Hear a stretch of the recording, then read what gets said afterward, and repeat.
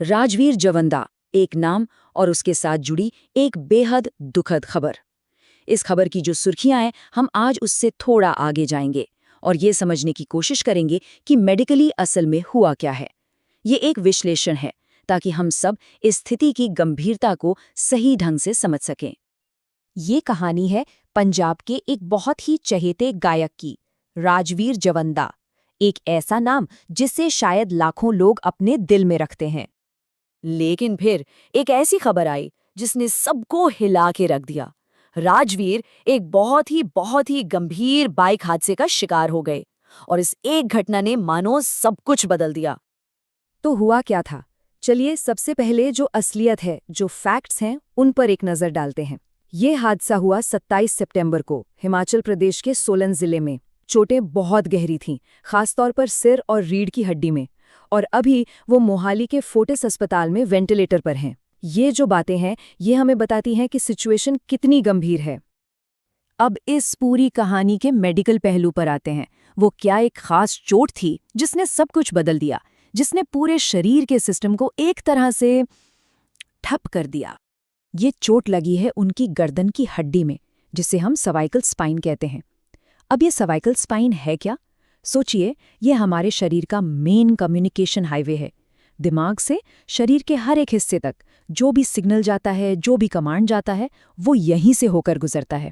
और सबसे ज़रूरी सिग्नल्स में से एक, वो सिग्नल जो हमारी सांस लेने वाली मसल्स को कंट्रोल करता है। तो ये पूरा सिस्टम काम कैसे करता है? देखिए, दिमाग यानी ब्रेन एक ऑर्डर देता है। ये ऑर्डर ब्रेन स्टेम नाम के एक जंक्शन से गुजरता है और फिर स्पाइनल कॉर्ड, जो हमारा हाईवे है, उसके जरिए पूरे शरीर तक पहुंचता है। और ये जो ब्रेन स्टेम है ना, यही वो क्रिटिकल पॉइंट है जहां सब कुछ कनेक्ट होता है। और ये हिस्सा कितना कितना नाजुक होता है, इसका अंदाज़ा आपको न्यूरोसर्जन डॉक्टर विनीत सागर की इस बात से लगेगा। वो कहते हैं, ये मुश्किल से 2 से 2.5 सेंटीमीटर का एरिया होता है। अगर यहाँ छोटी सी भी चोट लगे तो वो बहुत ज़्यादा जानलेवा भी हो सकती है। सिर्फ 2 से 2.5 सेंटीमीटर, और इतनी बड़ी बात। तो चलिए अब आगे बढ़ते हैं और ये समझते हैं कि कैसे इस एक चोट ने एक के बाद एक घटनाओं की एक ऐसी चेन शुरू कर दी जिसे हम डोमिनो इफेक्ट कहते हैं। एक डोमिनो गिरा और फिर सब गिरते चले गए। और यहीं पर वो सवाल उठता है जो शायद बहुत लोगों के मन में है कि भाई, गर्दन में चोट लगने से दिल का दौरा कैसे पड़ सकता है? इन दोनों का आपस में क्या कनेक्शन है?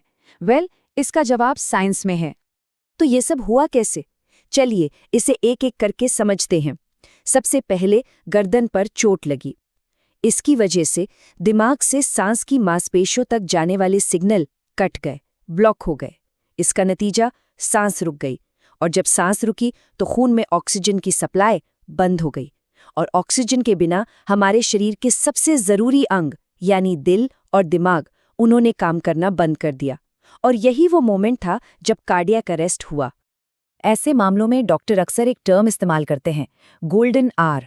ये हादसे के बाद का वो पहला सबसे कीमती घंटा होता है। ये समझिए कि ये वक्त के खिलाफ एक दौड़ है। अगर इस 1 घंटे के अंदर मरीज को ऑक्सीजन जैसी ज़रूरी मेडिकल मदद मिल जाए, तो ऑक्सीजन की कमी से जो दूसरा नुकसान होता है, खासकर दिमाग को जो परमानेंट डैमेज हो सकता है, उसे काफ़ी हद तक रोका जा सकता है। यहाँ सच में हर एक सेकंड की कीमत होती है।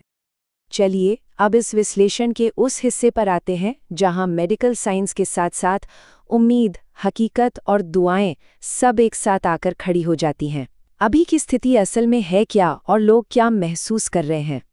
एक खबर जो बहुत ज्यादा फैली वो ये थी कि किसी के छूने पर राजवीर की आंखों से आंसू निकले। अब सवाल ये है कि क्या ये वाकई में होश में आने का संकेत था या इसके पीछे कोई और मेडिकल वजह हो सकती है? इसको समझने के लिए ना हमें शरीर के 2 तरह के रिएक्शंस को समझना होगा। एक होता है रिफ्लेक्स, मतलब एक ऐसी क्रिया जो अपने आप हो जाती है, जिस पर हमारा कोई कंट्रोल नहीं होता। और दूसरी होती है कॉन्शियस रिएक्शन, यानी वो काम जो हम सोच समझकर होश में करते हैं। तो डॉक्टरों का यही कहना है कि आंसू आना एक रिफ्लेक्स एक्शन भी हो सकता है। ये ज़रूरी नहीं कि ये होश में होने का कोई पक्का सबूत हो। और ज़मीनी हकीकत वो यही है। जो फोर्टिस अस्पताल से ऑफिशियल मेडिकल बुलेटिन आया है, उसके हिसाब से उनकी हालत अभी भी बेहद नाजुक है, बहुत क्रिटिकल है।